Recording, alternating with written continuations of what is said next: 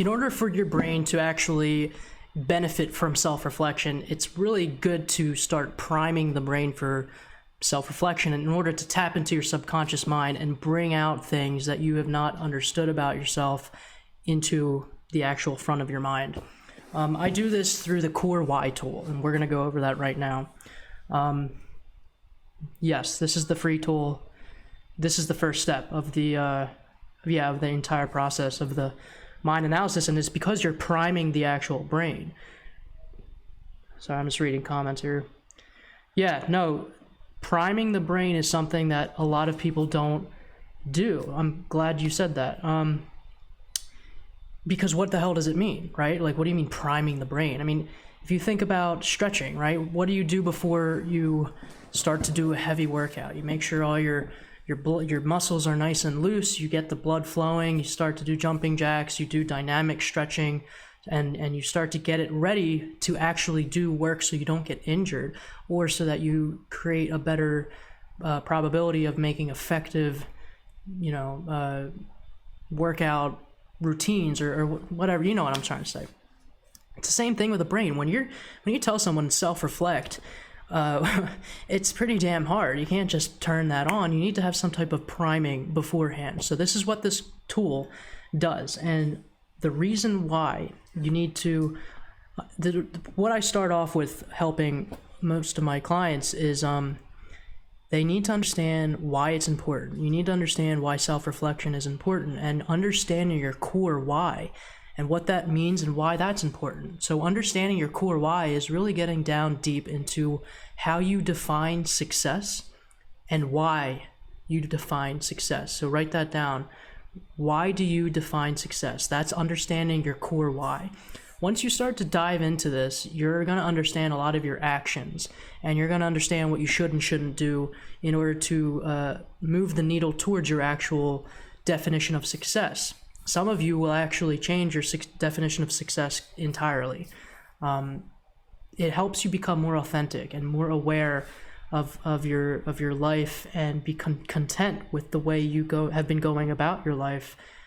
So again, the first step of anything, of any type of momentum towards progress, like we've talked about, is self-awareness. And like I mentioned before, about 15% of people are actually considered self-aware, when about like 90% of people think they are self-aware. And one of the main steps towards that is self-reflection and understanding your core why. So if you've never done this kind of work where you've dived in and tried to really start thinking about your core why success is defined by you, and how it even got to that point, you're not very self-aware. I mean, it's not a good or a bad thing, but just understand that. And understanding that you're not self-aware is the first step to self-awareness. So that being said, I just want to explain that the following are just examples of different aspects of your actual personality and your mind that can be understood on a deeper level through effective self-reflection over time, making you more authentic and understanding how to live a more objective lifestyle, which will increase your probability of becoming a little bit more wiser and grounded and creating better relationships, etc. So through self-reflection, you can understand your ego so much more. Through self-reflection, you can understand your own cognitive biases, what makes you a little bit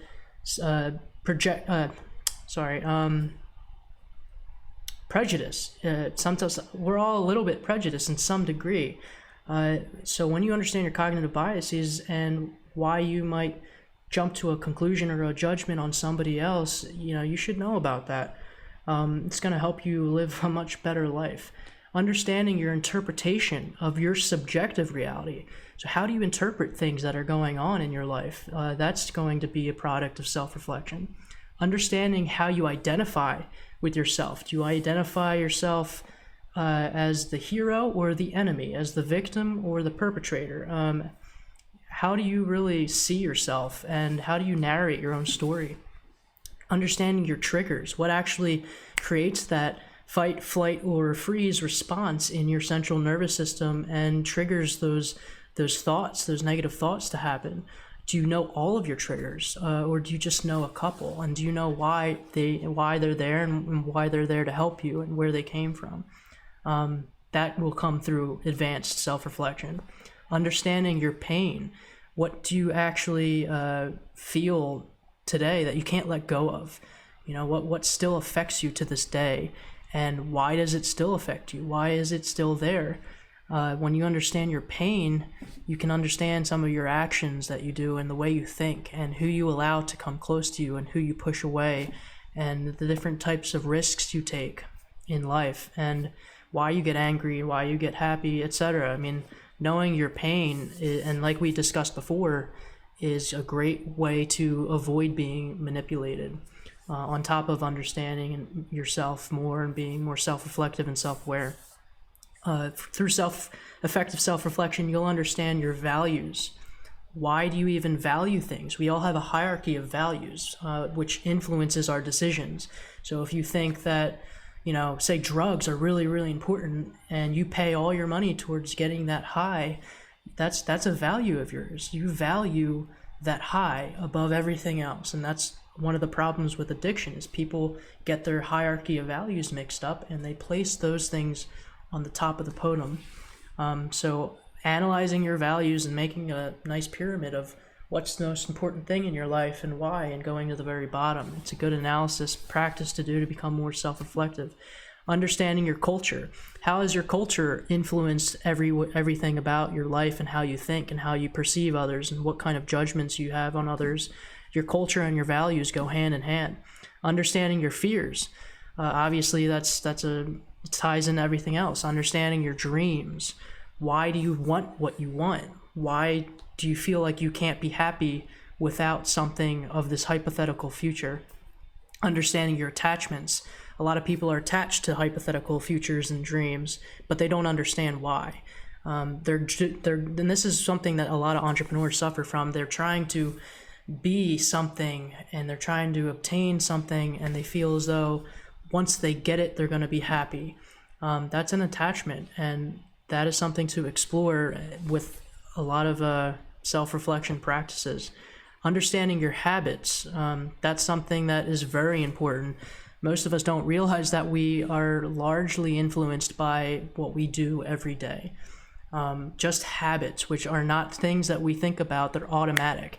And habits can really influence our opportunities that occur in our life, the way we think, our motivation, our momentum that we build, who we talk to, everything about our health.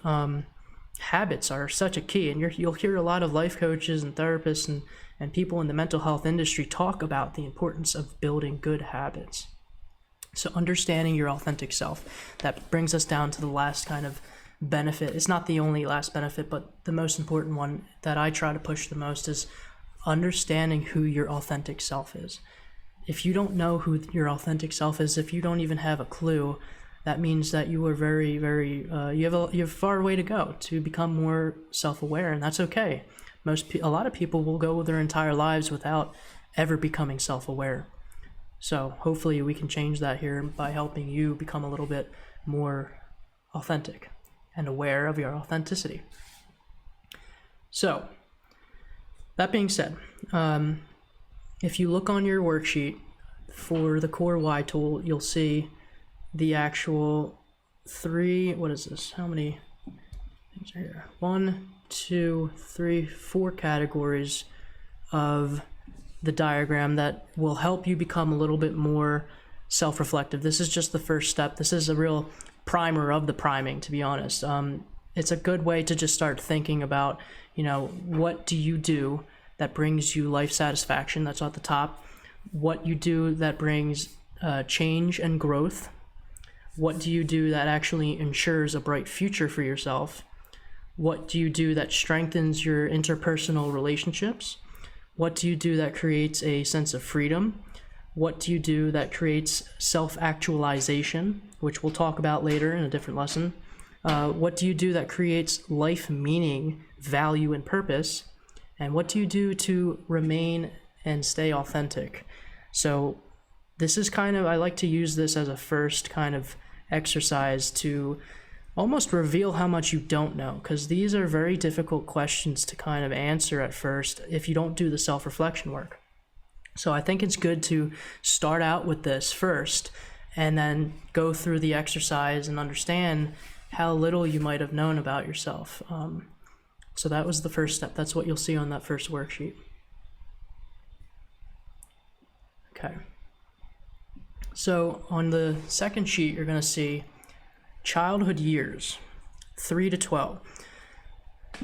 So any questions so far? Okay. So childhood years, right? What goes on when we're 3 to 12? A lot of different changes can occur depending on our situations, but most of the 3 to 12 years old, we have a lot of development going on. And we often don't think about our years when we're 3 to 12, but so many of our fears and perspectives and values and belief traps are established when we are about 3 to 12 years old. Some of the needs that humans want to have to feel safe are certainty, variety, significance, connection and love, growth, and contribution. And we'll go over them right now. Certainty is essentially the need for assurance that you can either avoid pain and receive pleasure. So when you're a child from 3 to 12, you want to start to think about how certain you were to avoid pain. So how certain you were that you knew back then that you could avoid pain and you could receive pleasure. Just that very simple need, that very fundamental need of having certainty. So for instance, right, an abusive parent might come and beat their child one day and love them to death the next day. So for that child, certainty did not occur. They really, really want certainty. Most likely they'll grow up looking for that certainty, looking for consistency, because they never got it as a child. So it was very important to them as a child, and they didn't receive it.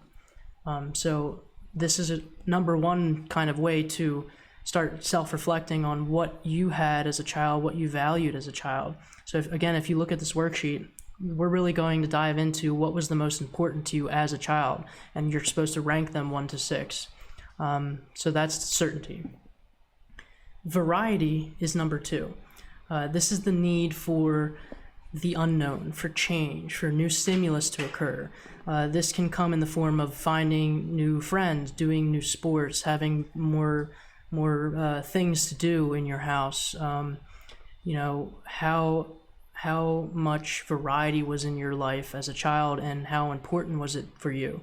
If you found yourself bored all the time, you might have really wanted something new, and therefore grow up with a really strong desire to constantly do new things in life. Maybe if everyone is affected differently, but this is supposed to help you kind of rank what was most important to you from a scale of 1 to 6, to really start to understand how your mind worked and how it was developed from the age of 3 to 12. So ask yourself, was variety important to you? And rank it 1 to 6. Number 3 is significance, the need to feel unique and important or special or needed. So this is an example of validation. And when you're 3 to 12 years old, you want to ask yourself, did you feel validated? Did you feel as though you were special and worthy and unique and needed? If you were, then it might not be ranked so high for you because you've already felt like that. You got that fulfillment as a kid. So that might be like a 1 to 3 or something. If you didn't feel like that and you felt as though it was really, really important, then you're going to want to rank that a little bit higher, and that could really influence a lot of things that are going on in your present day mind. Number 4 is connection and love. So this is very similar to feeling important, our last one, significant, but this is really a much more emotional need, and it's a need for a very strong feeling of closeness, or having some type of companionship or union with someone, whether it's your parents or your friends. If you were 3 to 12 years old and you were extremely in need of connection and love, then that could create a huge codependent issue when you're a little bit older. So this is good to kind of reflect on to see, okay, as a child, was I really preoccupied with finding connections and finding love and being attached and striving for some type of connection with someone, or did I feel as though that wasn't too much of a problem, that wasn't something I really needed as a child? Number 5 is growth, and that is the need for expansion of capacity and capability or skills and understanding, always trying to feed your mind, get better at something, develop a skill set, the need to kind of just do better and better and better. So analyze from 1 to 6, how important was that as a 3 to 12 years old? Did you always try and find more things to get better at, or were you content with kind of being how you were and the skill set that you were at? And the last one is number 6. This is contribution, which is the need for a sense of service and to focus on helping others, giving support to others, helping your parents out, helping your friends out, always being the one as a 3-year-old to 12-year-old to be concerned for other people and to help other people. How important was that to you, that you felt like you needed to contribute to someone else?